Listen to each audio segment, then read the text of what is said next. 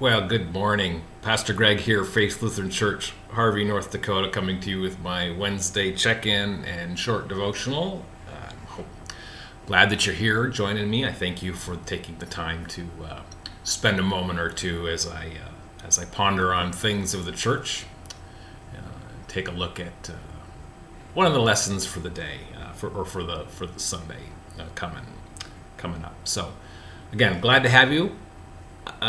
This is a kind of a busy week for me, just the way because it is. I have getting prepared for vacation. I'm gonna be gone from Monday through the following Sunday, and so certainly if there's any real problems that you encounter, I can be reached by my cell phone, or you can actually give Pastor Kevin Roller a call if there's something that he can help with as well. So that's that. But on top of all the planning that I have to do before I leave, just the event. Paulette Brown, one of our members, or one of our recent members, who has joined, which has been coming to the church for quite a while, passed away on Sunday morning, and so we'll be having her funeral on tomorrow morning, Thursday.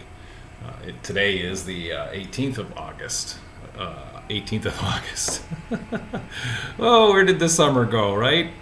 Anyway, so be with that, and pray for the Brown family and all those who are attached in different ways to that family. Keep them in your prayers this week. We're just, other than that, we're continuing on with stuff. But right around the corner, after the 1st of September, we get back into the realm of Sunday school and those kind of things. And so, even as school ramps up and begins here in a few days here in Harvey, the Webbs, or the Faith Builders team, has once again put together the Wednesday evening Bible study. They call it Webbs, and Wednesday evening Bible schools for anyone age 4 all the way through high school. And we break down those classes typically into 4 different groups: earlier grade school, later grade school, junior high, which we consider junior high 6th through 8th, which is also our affirmation of baptism class. And then the senior high class meets as well. If there's an adult who would like to lead a study, I can provide materials for them and some support. If there's an adult that would like to lead a Sunday or a Wednesday evening Bible school class, that would be great. When you think about that, then we have in our building on Wednesday nights, we have everywhere from a 4-year-old all the way up to possibly a 60, 70, or even an 80-year-old, all in class at the same time. So think about that. If that's something that you're feeling called to do, please let me know. So, so we have Wednesday evening Bible school. We'll also begin on August, September. Not the first Sunday in September, the second Sunday in September. I'll begin my morning church or my morning forum at 9:15, where we take a look at the texts for the day. Kind of delve a little deeper into it more so than I can fit a short sermon. But it's an opportunity for you to discuss and talk about those texts and kind of get a better understanding of the depth of a text, as opposed to just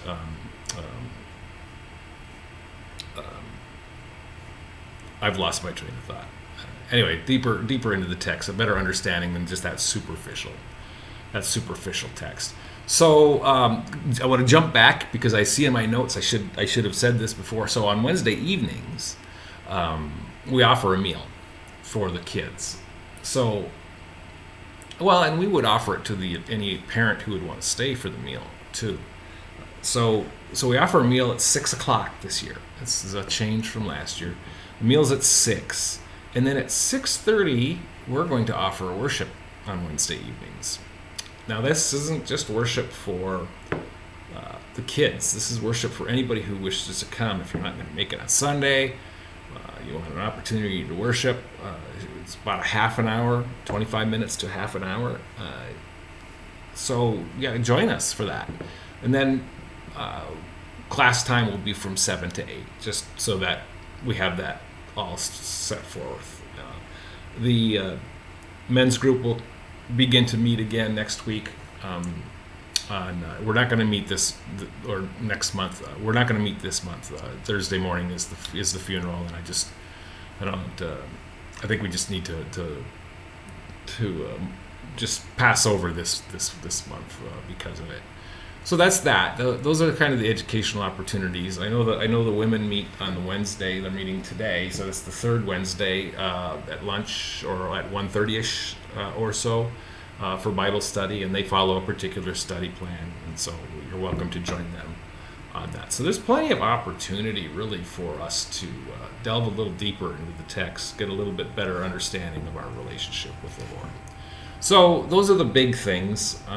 More will be popping up as we move forward, and so keep your eyes open for it. Pray about things. If you feel that you need to participate in them, do join us. Once you start, you might enjoy it. Give it a try. Well, that's what I'm going to say about all that. So there's we're continuing. Actually, we're kind of concluding this Sunday this whole long conversation that Jesus is having about the bread of life and about eating the bread, that you must eat the bread. Then he moves from bread to the flesh, and the blood. So we're kind of finishing this up, and so he has this teaching of the bread and the eating and living and that he is the way to eternal life. And verse, I guess I should give you the text, right? John 6:56 through 69. So we're really beginning where we left off last week. And so Jesus, in verse 59, Jesus said these things in the synagogue as he taught at Capernaum.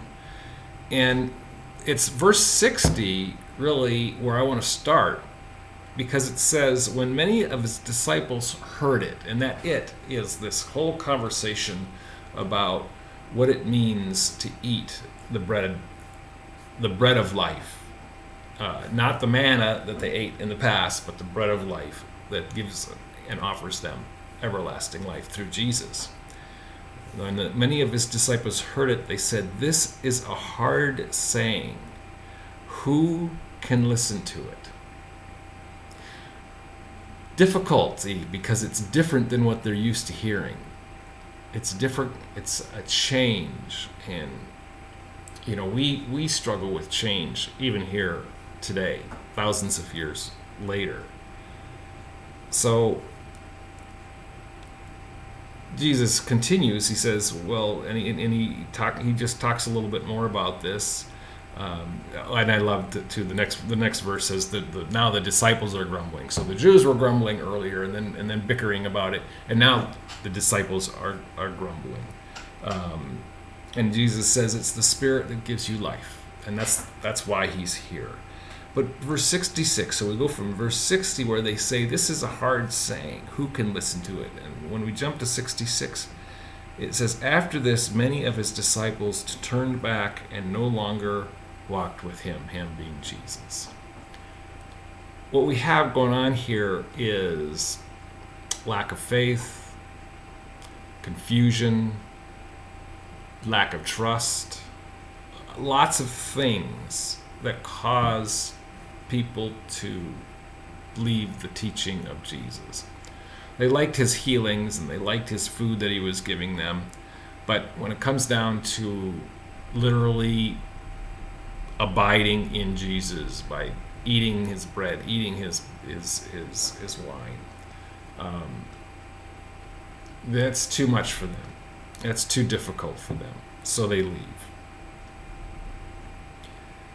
So, we're a lot like that.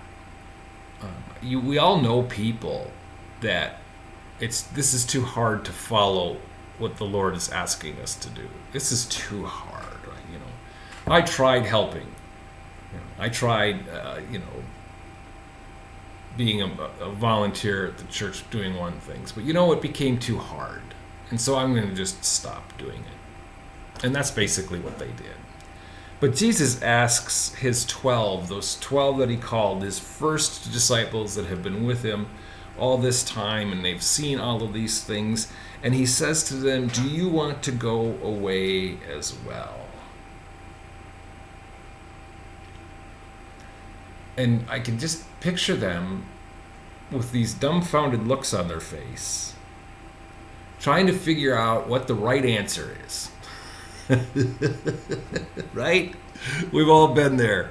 What's the right answer? And Simon Peter, kind of the spokesman for the group, says, Lord, to whom shall we go? You have the words of eternal life, and we have believed and have come to know that you are the Holy One of God.